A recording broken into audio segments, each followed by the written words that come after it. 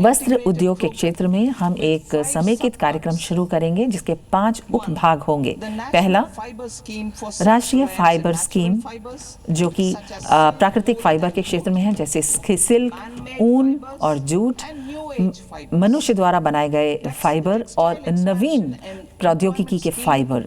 इसके अलावा हमारे कुछ रोजगार से संबंधित योजनाएं होंगी जिसे मिशनरी तौर पर शुरू किया जाएगा, प्रौद्योगिकी को बढ़ाया जाएगा, प्रमाणीकरण केंद्र खोले जाएंगे। और तीसरा, राष्ट्रीय हस्तकरघा और हस्तशिल्प से संबंधित योजनाएं बनाई जाएंगी और इस बात को सुनिश्चित किया जाएगा कि वो पूरी तरह से टारगेटेड सपोर्ट दे पाए। हम कोशिश करेंगे कि सतत रूप से वस्त्र उद्योग को बढ़ाया जा सके। हम आधुनिक के आधार पर वस्त्रों से संबंधित एक इकोसिस्टम बनाएंगे उद्योग के साथ, और शैक्षणिक जो संस्थान हैं उनके साथ हम काम करने की कोशिश करेंगे। इसके अलावा मैं आप सभी से ये प्रस्तावित करती हूँ कि एक मेगा टेक्सटाइल पार्क बनाया जाना चाहिए जो तकनीकी वस्त्रों के क्षेत्र में काम कर सके। महात्मा गांधी ग्राम स्वराज इनिशिएटिव, यानी महात्मा गांधी ग्राम स्वराज पहल की जाएगी जो खादी, हस्तकरघा और हस्तशिल्प को बढ़ावा देगी। ये हमारे ग्लोबल यानी वैश्विक बाजार की ओर हमें अग्रसर करेगी और हम देखेंगे कि प्रक्रिया की जो गुणवत्ता है, उत्पादन की जो गुणवत्ता है, उसे अच्छा किया जा सके, जिसमें ग्रामीण उद्योग होंगे, OTOP पहल होंगी और हमारे जो ग्रामीण युवा हैं वो भी इसमें शामिल किए जाएंगे। भारत में ये गुण है कि वो एक वैश्विक हब के रूप में खासकर खेलकूद के क्षेत्र में आगे आ सके, यानी विनिर्माण, शोध और जो हमारे उपकरण हैं उनके डिज़ाइन यानी अभिकल्प को बढ़ावा देने के क्षेत्र में हम काम करेंगे, वैश्विक रूप से काम करने की कोशिश करेंगे। इसके अलावा मैं एक ऐसी स्कीम भी शुरू करना चाहूँगी जिसमें हमारे औद्योगिक क्लस्टर्स में एक ऐसी लेगेसी, एक ऐसी परंपरा हम शुरू करेंगे जिसको देखते हुए हम प्रौद्योगिकी को और विनिर्माण को बढ़ावा दे सकें और उसको आधुनिकतम बना सकें।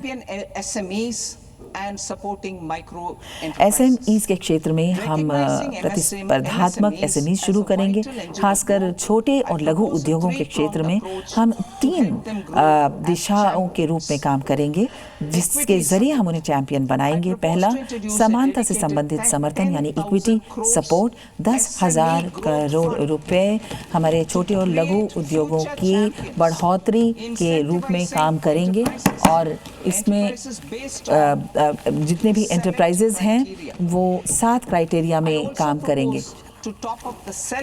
मैं ये भी कोशिश करूंगी कि आत्मनिर्भर भारत का एक ऐसा निधि बनाया जाए जो 2,000 करोड़ रुपए की लागत से बने और सूक्ष्म जो उद्यम हैं उसके जो पूंजीगत विकास है उसको वो अग्रसर कर सकें। इसके अलावा लिक्विडिटी समर्थन के क्षेत्र में 7,000 करोड़ रुपए लघु एवं सूक्ष्म उद्योगों को दिए गए हैं ताकि उनकी जो क्षमता है उसे बढ़ाया जा सके। साथ ही बहुत सारे ऐसे थ्रेड्स हैं जिसे हम प्लेटफॉर्म के रूप में विकसित करेंगे इन छोटे और लघु उद्योगों के लिए और इस तरह से हम दक्षता का विकास करेंगे और ये और कॉर्पोरेट्स के लिए भी एक मानक बनेगा। बहुत सारे ऐसे समर्थन तंत्र हैं जिनमें हम इनवॉइस डिस्काउंटिंग करेंगे और इस तरीके के कारोबार से संबंधित प्लेटफॉर्म्स को आगे बढ़ाएंगे। जितने भी फिनेंसेस हैं, वित्त हैं, हम कोशिश करेंगे कि सूक्ष्म और लघु उद्योगों से हम वस्त्रों को खरीद सकें, सरकार इसकी खरीद कर सके और हम व्यापार के रिसीवेबल्स में कोशिश करेंगे कि जितनी भी परिसंपत्तियां हैं उनको हम एकत्रित कर सकें और लिक्विडिटी रिस्किबिलिटी को कम कर सकें ताकि कारोबार को आगे बढ़ाया जा सके। इसके अलावा बहुत से हम व्यावसायिक संस्थान शुरू करेंगे जैसे ICAI, ICSI, ICMAI और लघु कालीन कोर्सेज यानी पाठ्यक्रम शुरू किए जाएंगे, जिसमें हम हॉप्टिक मित्रास शुरू करेंगे जो टियर 2 या टियर 3 की जो शहर हैं उनके लिए शुरू किया जाएगा। ये पहला अर्ध व्यावसायिक लोग होंगे जो अनुपालन देखेंगे और लागत को देखते हुए लोगों की सहायता करेंगे।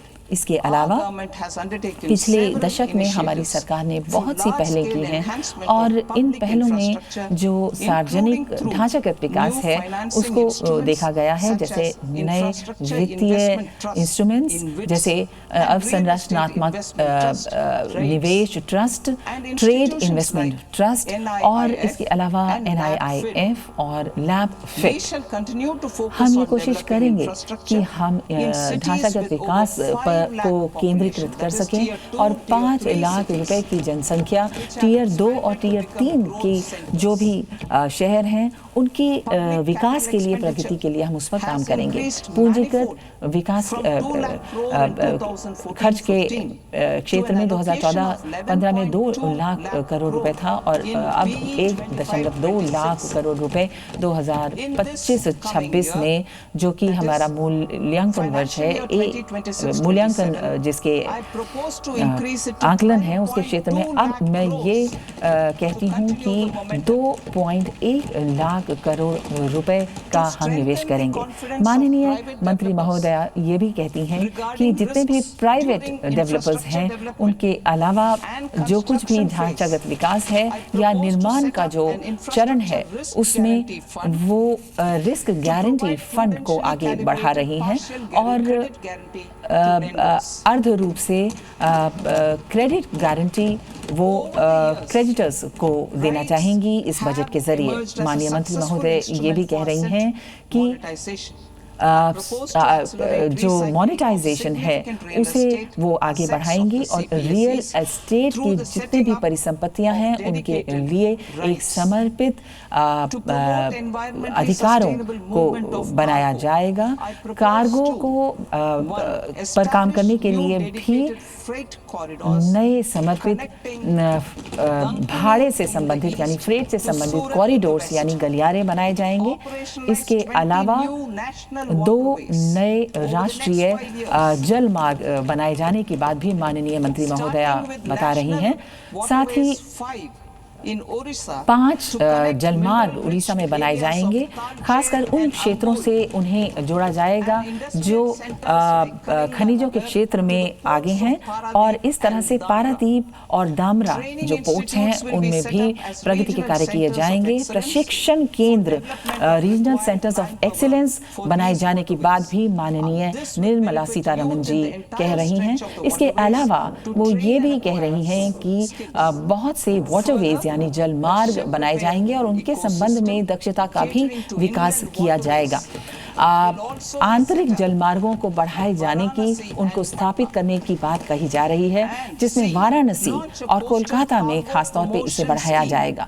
कार्गो को बढ़ाने के संबंध में स्कीमें बनाई जाएंगी और पहले जो रेल से सामान जाता था वो अब आंतरिक जलमार्गों के जरिए जाएगा। 6% से अब इसकी बढ़ोतरी 12% 2047 तक कहे जाने की बात माननीय वित्त मंत्री महोदया ने कही है। इसके अलावा जहां तक संपर्क की बात है और पर्यटन की बात है उसमें भारत में हम सी प्लेन्स यानी समुद्री जहाज़ों को बनाएंगे जो संचालन से संबंधित समर्थन प्रदान करेंगे। कार्बन को कैप्चर करने की बात के संबंध में माननीय निर्मला सीतारमण जी ने ये बताया है कि 2025 में कार्बन को कैप्चरिंग से संबंधित जो उपयोगिता है वो बहुत ज़्यादा प्रतिशत में आगे आएगी। उसमें हमारी जो त्वरित कार्य योजना है वो काम करेगी और इसमें 5 सेक्टर हैं जिसमें ऊर्जा, स्टील, सीमेंट, हमारी रिफाइनरीज और रसायन से संबंधित उद्योग शामिल किए जाएंगे। माननीय मंत्री महोदया 22,000 करोड़ रुपए अगले 5 वर्षों के लिए इसके लिए देने की बात कह रही हैं। जहां तक दक्षता की बात है, यह हमारे इंजन ग्रोथ हैं, ऐसा उनका मानना है। और वो ये भी कह रही हैं कि हमने 2 या 3 टियर सिटीज़ में या जो ऐसे शहर हैं जहां पर कुछ धार्मिक अनुष्ठान है, वहां पर बजट में इन सभी शहरों में क्षमता बढ़ाने के संबंध में और एग्लोमरेशंस यानी इस तरीके के गढ़ बनाने के संबंध में उनकी खास तरीके की विशिष्ट प्रगति पर ध्यान देते हुए 5,000 करोड़ रुपए प्रति CER के हिसाब से अगले 5 वर्षों को दिए जाने की बात माननीय मंत्री महोदया देश को बता रही हैं। और ये अनुसंधान के आधार पर वित्त पोषण किए जाने के बारे में है। इसके अलावा हमारे पैसेंजर्स यानी यात्रियों के बारे में अगर हम कहें तो हाई स्पीड रेल गलियारे यानी कॉरिडोर्स शहरों के बीच बनाए जाएंगे, जिनमें वो कहती हैं कि संपर्क मुंबई से पुणे, पुणे से हैदराबाद, हैदराबाद से बेंगलुरु, हैदराबाद से चेन्नई, चेन्नई से बेंगलुरु और दिल्ली से वाराणसी और वाराणसी से सिलीगुड़ी के ये फास्ट ट्रैक कॉरिडोर्स माननीय मंत्री महोदया अपने बजट के जरिए पूरे राष्ट्र को बता रही हैं।